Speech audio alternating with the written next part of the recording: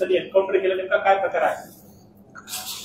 ह्यामध्ये काळे Padal police station अंतर्गत 100/2025 हा गुन्हा दाखल होता। सदर अटेम्प्ट टू मर्डर ह्या गुन्ह्यामध्ये मोका सुद्धा कालांतराने लावण्यात आला होता। ह्या मोक्याच्या गुन्ह्यामध्ये एकूण 17 आरोपी आहेत आणि त्या 17 पैकी आम्ही आतापर्यंत 9 आरोपी हे अरेस्ट केलेले होते। 8 आरोपी अजूनही फरार होते। त्या आरोपींचा शोध घेत असतात त्यामधलाच एक आरोपी शाहरुख उर्फ अट्टी रहीम शेख ह्याबद्दलची माहिती काल गुन्हे शाखेच्या अधिकाऱ्यांना मिळाली होती। त्या अनुषंगाने काल 1600 वाजताच्या सुमारास गुन्हे शाखेची एक टीम इथनं सोलापूरसाठी रवाना झाली आणि त्या टीमने तिथे वर्कआउट केला असता लांबोटी गावामध्ये एका ठिकाणी सदरचा आरोपी हा लपलेला आहे अशी माहिती मिळाली। त्या माहितीवर वर्कआउट करून जेव्हा त्या घरामध्ये आम्ही प्रवेश करण्याचा प्रयत्न केला तेव्हा आमच्या API कांबळे यांच्यावर सदर आरोपीने फायर केला आणि त्याच्या रिटॅलिएशन मध्ये API कांबळे यांनी फायर केल्यावर तो आरोपी जखमी झाला। जखमी अवस्थेत त्याला हॉस्पिटलाइज केलं असता तिथे त्याला मृत घोषित करण्यात आलेला आहे। किती गोळ्या झाल्या? आपले कर्मचारी कोणी गोळ्या झाल्या का? किती गोळ्या झाल्या? आपण किती गोळ्या झाल्या? किती गोळ्या लागल्या? ह्यामध्ये जी प्राथमिक माहिती आहे त्या माहितीच्या अनुषंगाने त्याने 1-2 राऊंड्स फायर केले आरोपीने अशी प्राथमिक माहिती आहे आणि त्याच्यावर जो क्रॉस फायर झाला आहे त्याच्यामध्ये सुद्धा काही राऊंड्स हे फायर झालेले आहेत। पंचनामा तिथला अंतिम झाल्यानंतरच त्याच्याबद्दलची अधिकची माहिती ही सांगता येईल। ह्यामध्ये जे आहे ते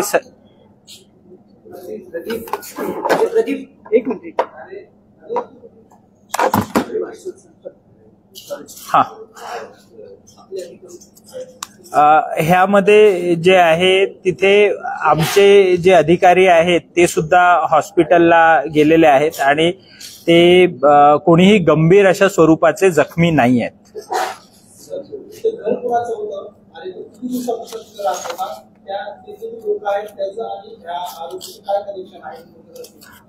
ते त्याचे जे नातेवाईक आहेत त्यांचंच घर आहे।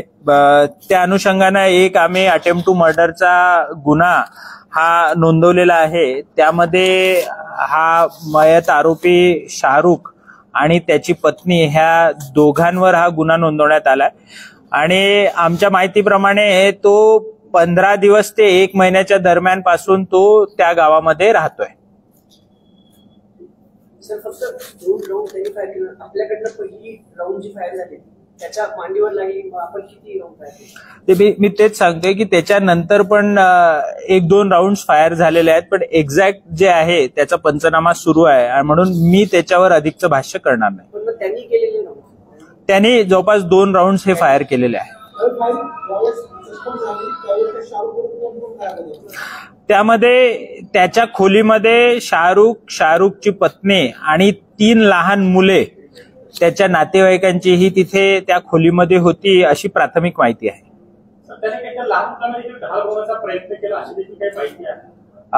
ऍज पर द FIR त्या लहान मुलांचा सुद्धा जीव धोक्यात आला होता आणि त्याच्यामुळे अशा प्रकारची निर्णायक कारवाई ही करण्यात आली। आपणा सर्वांना मी त्याची माहिती सुद्धा देईल। शाहरुखवर आजतागायत 2011 पासून ते आजतागायत जवळपास 15 गंभीर स्वरूपाचे गुन्हे आहेत। 2021 मध्ये सुद्धा ह्यावर एक मोका लावण्यात आला होता आणि त्याच्यानंतर हा 2025 मध्ये 100/2025 ह्या गुन्ह्यामध्ये त्याच्यावर दुसऱ्यांदा मोकाची कारवाई करण्यात आली होती। टिपू सुलतानच्या टोळीसोबत कनेक्शन कधीपासून आहे? पहिल्यापासून त्या टोळीत आहे का याचा स्वतंत्र काही गुन्हेगारी? ह्यामध्ये टिपू पठाण नावाचा जो आरोपी आहे त्याचा हा साथीदार आहे आणि त्याच्यावर जे आहे ते आता जास्त बोलणं योग्य होणार नाही।